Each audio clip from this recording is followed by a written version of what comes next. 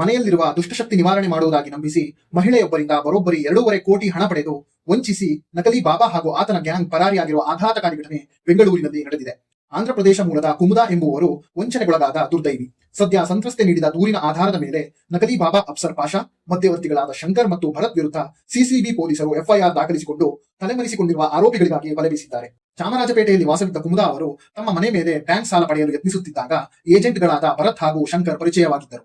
ಇದೇ ವೇಳೆ ಕುಮುದಾ ಅವರ ಪುತ್ರ ಬೈಕ್ ಅಪಘಾತದಲ್ಲಿ ಗಾಯಗೊಂಡಿದ್ದನ್ನು ಬಂಡವಾಳ ಮಾಡಿಕೊಂಡ ಈ ವಂಚಕರು, ನಿಮ್ಮ ಮನೆಯಲ್ಲಿ ದುಷ್ಟಶಕ್ತಿ ಇದೆ, ಅದಕ್ಕಾಗಿಯೇ ಹೀಗಾಗುತ್ತಿದೆ ಎಂದು ಹೆದರಿಸಿ ತಮಗೆ ಪರಿಚಯವಿದ್ದ ನಕಲಿ ಬಾಬಾ ಅಫ್ಸರ್ ಪಾಷಾನನ್ನು ಪರಿಚಯಿಸಿ ಆರಂಭದಲ್ಲೇ ಪೂಜೆಯ ಹೆಸರಿನಲ್ಲಿ 8 ಲಕ್ಷ ರೂಪಾಯಿ ಬೀಕಿದ್ದರು. ಇದಾದ ಕೆಲ ದಿನಗಳ ನಂತರ ನಕಲಿ ಬಾಬಾ ಪಾಷಾ, ನನಗೆ ಆರ್ಬಿಐನಿಂದ 505 ಕೋಟಿ ಹಣ ಬರಬೇಕಿದೆ, ಅದನ್ನು ಬಿಡಿಸಿಕೊಳ್ಳಲು ತುರ್ತಾಗಿ 2.5 ಕೋಟಿ ಶುಲ್ಕ ಕಟ್ಟಬೇಕು, ನೀವು ಆ ಹಣ ಕೊಟ್ಟರೆ ಪ್ರತಿಯಾಗಿ ನಿಮಗೆ 10 ಕೋಟಿ ಕೊಡುತ್ತೇನೆ ಎಂದು ನಂಬಿಸಿದ್ದಾನೆ. ಆ ಆಮಿಷಕ್ಕೆ ಬಿದ್ದ ಕುಮುದಾ ಅವರು ತಮ್ಮ ಸ್ವಂತ ಮನೆಯನ್ನು 8.5 ಕೋಟಿಗೆ ಮಾರಾಟ ಮಾಡಿ ಅದರಲ್ಲಿ 2.5 ಕೋಟಿಯನ್ನು ಬಾಬಾನಿಗೆ ನೀಡಿದ್ದಾರೆ. ಹಣ ಕೈ ಸೇರಿದ ತಕ್ಷಣ ಆರೋಪಿಗಳ ವರಸೆ ಬದಲಾಗಿದೆ. ಕುಮುದಾ ಅವರು ತಮ್ಮ ಹಣವನ್ನು ವಾಪಸ್ ಕೇಳಿದಾಗಲೆಲ್ಲ ಸಬೂಬು ಹೇಳಿ ತಪ್ಪಿಸಿಕೊಳ್ಳುತ್ತಿದ್ದ ವಂಚಕರು ಪದೇ ಪದೇ ಒತ್ತಾಯಿಸಿದಾಗ ಜೀವ ಬೆದರಿಕೆ ಹಾಕಲು ಶುರು ಮಾಡಿದ್ದಾರೆ.